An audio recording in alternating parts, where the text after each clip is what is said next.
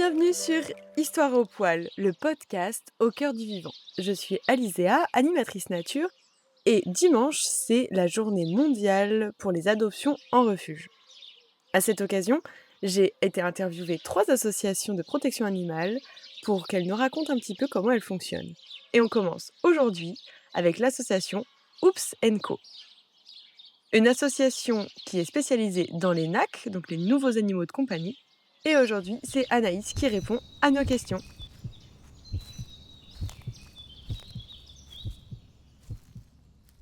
Du coup, on peut peut-être commencer avec ta présentation, te présenter Ouais. toi, et puis après l'association, comment elle est née, etc. Donc je te laisse te présenter. OK.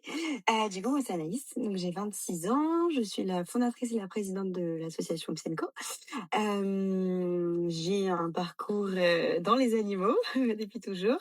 J'ai fait un bac pro dans les chevaux que j'ai arrêté, parce que du coup, pour moi, ça matchait pas du tout avec le bien-être animal. Ensuite, je suis devenue végane, antispéciste et cetera, donc ça matchait encore moins. Et là, je suis actuellement, auxiliaire vétérinaire, en clinique Ok. et en même temps, du coup, j'ai l'association. Donc l'association Moussenco qui est une association, de protection animale, qui récupère, lapins et cochons d'Inde, maltraités, abandonnés. On les soigne et ensuite on les met, à l'adoption. On a aussi une grosse mission de sensibilisation, d'information auprès du grand public. En fait, pour expliquer que non, un lapin, ça vit pas en cage, que ça ne mange pas de carottes à tous les repas, que ça ne s'achète pas en animalerie à 20 € sur un coup de tête. On se rend dans les écoles auprès des enfants, sans animaux, hein, bien sûr, mais de primaire et de maternelle pour expliquer tout ça, en fait, tout ce que je viens de dire. Et on fonctionne par famille d'accueil. On n'a pas de refuge encore. C'est le projet, mais pas tout de suite. Et voilà, on est principalement en Île-de-France. D'accord, super. Voilà. Merci. Et du coup, comment ça se passe au quotidien? Enfin, déjà, est-ce qu'il y a une équipe avec toi? Et comment ça se déroule une Mm. journée type, les missions au quotidien? Voilà. Alors, ouais, on est plusieurs bénévoles. Heu, on a, donc moi je suis un petit peu partout. Je fais aussi famille d'accueil et cetera. Donc on a plusieurs familles d'accueil. Donc voilà, après les familles d'accueil, chacun fait un peu sa vie de son côté, mais elles me contactent quand il y a besoin et cetera. Mais il faut quand même prendre des nouvelles des loulous. Nous, comme on n'a pas de refuge, on a plutôt des bénévoles administratifs. Donc on a par exemple Agathe qui s'occupe du site, de mettre à jour le site internet, de mettre à jour Seconde Chance et cetera, mettre, le profil des loulous à jour. On a Alexandre, par exemple, qui s'occupe de tout ce qui est, adhésion. Voilà. Et après, j'ai embarqué l'équipe de ma clinique vétérinaire dans le dans l'aventure. Ah, c'est pratique. Donc chacun, voilà, chacun, on a nos vétérinaires du coup qui soignent les loulous et chacun, fait un peu, voilà, on a Aurore, qui, s'occupe de la gazette, qui fait un peu tout ce qui est design des posts et cetera. Donc ouais, on a quand même une équipe, qui est derrière. Les journées types, alors ça dépend parce que, voilà, encore une fois, on n'a pas de refuge. Donc moi, par exemple, je travaille à côté. Mes journées types, par exemple, c'est on se lève, on s'occupe des loulous déjà. Hem, Après on regarde tout ce qui est, formulaire d'adoption, voir si on n'a pas des nouveaux et dans ces cas-là, voilà, contacter rapidement, dans la journée. On s'occupe aussi, du coup, des abandons, voir la liste d'attente où on en est, si on peut en prendre en charge ou pas. Après, c'est direction la clinique, avec des loulous ou non, pour tout ce qui est castration, vaccin, et cetera. Et ensuite, le soir, tout ce qui est administratif, voilà, s'il y a des loulous qui sont partis, faire les dossiers, et cetera, préparer les futures adoptions, voilà. D'accord. Et du coup, là, justement, en moyenne, vous accueillez combien, déjà, il y a combien de familles d'accueil et combien de lapins vous accueillez en moyenne, sur le mois ou sur l'année?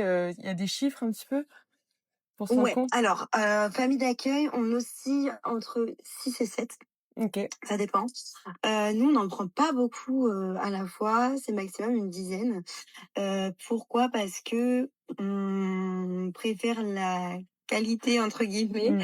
à la quantité. On veut vraiment être sûr, d'avoir le budget déjà, s'il y a quoi que ce soit pour les urgences ou pour, quoi que ce soit. Enfin, on veut vraiment être sûr de pouvoir, assuré Ouais, ouais. derrière, Ça coûte et vite on peut cher en pouvoir, plus. vraiment, les connaître, par cœur, Ouais, prendre vraiment le temps de les connaître pour pouvoir les placer dans les meilleures familles possibles, ouais. qui leur correspondent.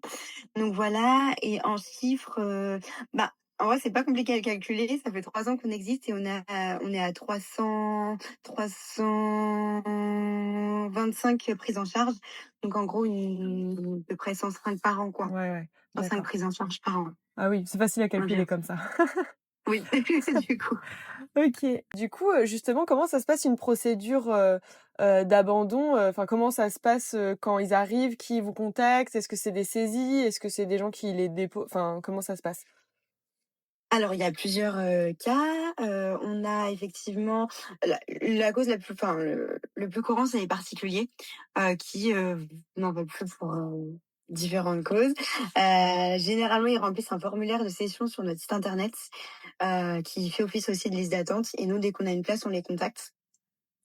Après, ça peut être aussi les cliniques vétérinaires, par exemple, où les gens leur ont abandonné sur place, ou des gens qui ont trouvé dehors et qui nous appellent parce que, bah, il leur faut une Bah solution. oui.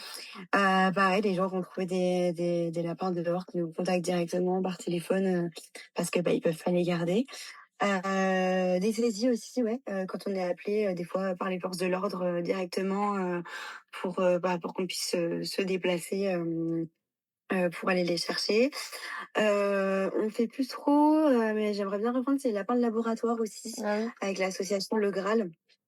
Voilà. Ouais, d'accord. OK. Et justement, je rebondis sur ce que tu disais par rapport aux raisons. Qu'est-ce qui revient le plus souvent? Parce que Alors les raisons d'abandon, en fait, c'est vraiment, à cause de la méconnaissance et de la désinformation, globalement. ouais. Après, ce qui revient le plus souvent, ça va être allergie, alors ça, c'est tout le temps. Ah oui. Déménagement, déménagement à l'étranger ou déménagement ailleurs. Séparation, Mmh. grossesse, hem, avoir pris des chatons ou un chien et qu'on ne veut plus du lapin. Ça pue, la cage prend trop de place, ça c'est vraiment les choses qu'on retrouve, Ouais. très, très souvent. Oui, et aussi, justement, bah, je pensais avoir pris 2 mâles ou 2 femelles, et puis en fait, bah, Ah. c'est un mâle et une femelle, et puis, bah, je me retrouve avec 20 lapros. Voilà, Ah ouais. ça c'est vraiment des choses, qui sont très récurrentes. Ouais. Ah ouais. Ah ouais. Puis en plus, la enfin, je rebondis sur la cage prend trop de place. Bah, pas de Ouais, cage, non, c'est la mieux cage, du c'est coup terrible. et ça prend moins de place encore. Exactement, Enfin, oui, bah, c'est nous, très on bien. pas de place, Mais oui, c'est dingue, ouais, c'était ouais, enfin ouais. cette raison-là, je la comprends pas, mais bon. On a aussi manque de moyens, manque, Ah oui, de sous, ouais, ça suite c'est à des ouais, soins qui c'est peuvent ça, pas être assumés?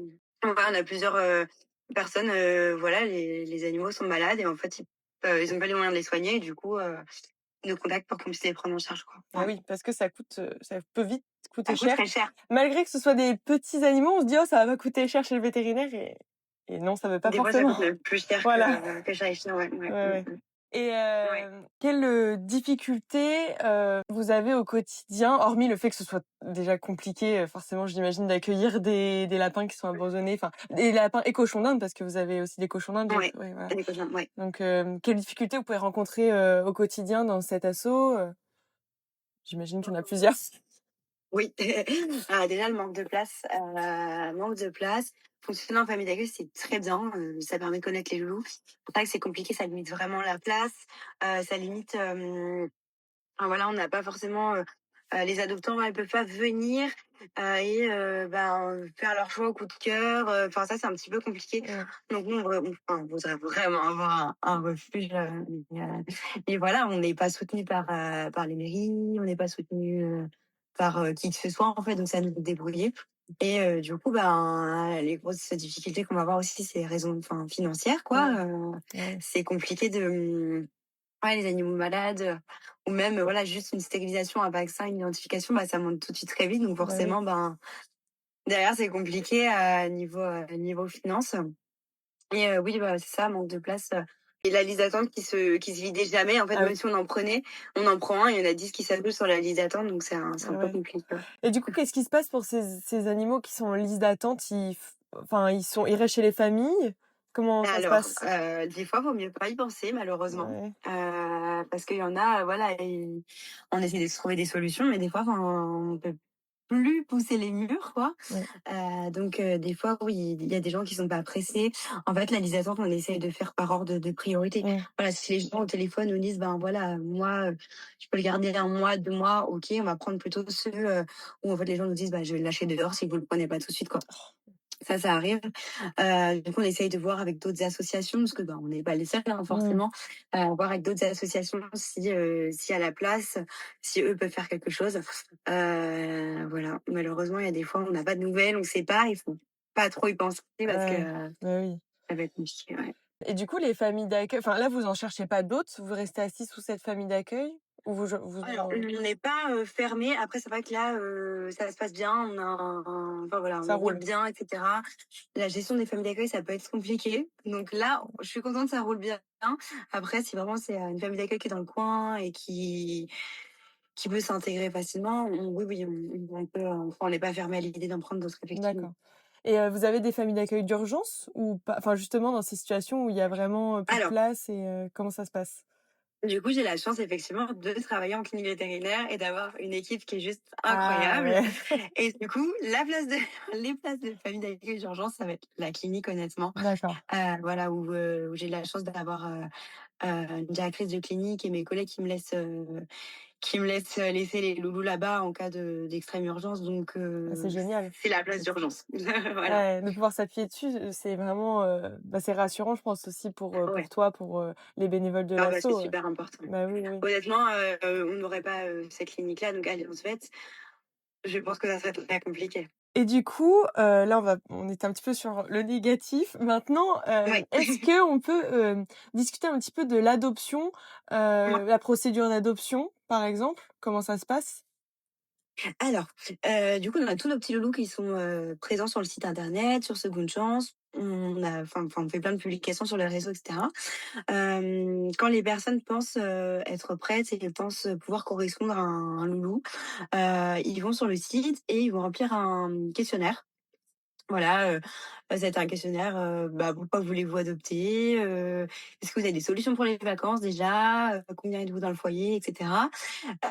Nous, on va regarder les formulaires, on va du coup, si le formulaire est bien, s'il est négatif, enfin, si c'est pas bien, si c'est une vie en cage, et cetera, on va quand même contacter les personnes pour, bah, pour discuter avec eux, pour dire que c'est pas possible, mais que voilà, il peut y avoir des changements.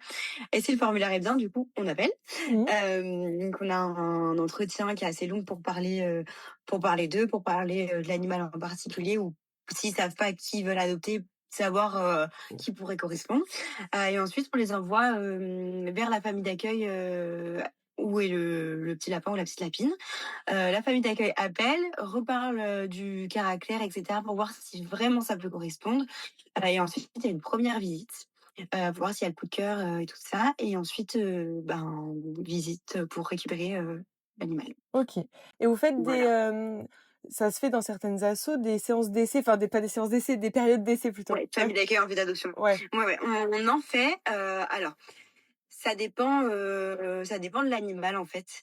Si c'est un animal, qui a plusieurs, demandes, et plusieurs demandes qui sont bien, qui pourraient lui correspondre, ben, on va plutôt partir sur, celui sur la famille qui pourrait le prendre, le plus rapidement parce que nous, ça nous permet de libérer une Mmh. place et lui, ça lui permet bah, d'être en famille rapidement. Après, si c'est un animal qui a des enfin, pas des problèmes de comportement parce que j'aime pas ce mot, mais qui a un comportement, plutôt traumatique, Ouais. et qui a besoin de s'adapter et la famille a besoin de voir si ça se passe bien. Et par exemple, s'ils ont un deuxième animal, voir si la cohabitation se passe bien et tout. Effectivement, ouais, on fait des familles d'accueil en vue d'adoption pour tester les cohabitations, pour voir si tout se passe bien, et cetera. D'accord, OK. Voilà. Et c'est quoi vos prérequis du coup, qu'est-ce qui fait qu'un formulaire va être positif ou, un peu douteux? Alors déjà, des gens, motivés, que la question, «Pourquoi voulez-vous adopter un lapin?» Si c'est écrit: «Si c'est mignon», c'est non, voilà. Pour avoir une peluche pour les Heu enfants? Voilà, une petite peluche à la maison, c'est non. Ouais. Non, ça va être des personnes qui sont conscientes, bah, que c'est une vie et qu'on en a la responsabilité. Donc ben, liberté, hein, évidemment. S'il peut y avoir un deuxième lapin, c'est parfait. Ouais, des gens qui se sont alors si c'est leur première adoption, qui se sont déjà renseignés au préalable, voilà, qui savent que ça mange pas, des granulés tous les jours, qui savent que ça mange de la verdure et cetera. Hem, voilà, des gens conscients, qui ont déjà, réfléchi et qui savent que ça ne vit pas en cage, que c'est une responsabilité et cetera. Ouais, donc oui, vous Ouais, évaluez ça, en fait, la les informations que les personnes, ont, de l'espèce et du mode de vie ouais, qu'ils vont exactement. avoir aussi, je suppose, voilà, comment ils vont les nourrir, comment ils vont s'en occuper pour les Oui, vacances, enfin tout à prévoir fait. tout ça Ouais, s'ils vraiment, ont déjà prévu un ouais, vétérinaire, si, bah, c'est un peu bête, mais s'il y a des questions, des enfants en bas âge, si jamais, enfin voilà, mmh, ils sont conscients qu'en fait, ça peut être compliqué de gérer les 2 et que, ben, l'enfant, faut pas que c'est pas un jouet, ouais, voilà. Après, on le voit tout de suite au formulaire, honnêtement, ouais. si c'est sérieux ou pas, quoi. Après, on a la chance, c'est pas comme chez les chiens ou les chats, les gens qui viennent en association pour, des lapins, ils sont quand même déjà un minimum renseignés et un minimum conscients. Mmh. Alors que les chats et les chiens, enfin voilà, les gens ils veulent un chaton, ils font Mmh. n'importe quoi avec, enfin voilà.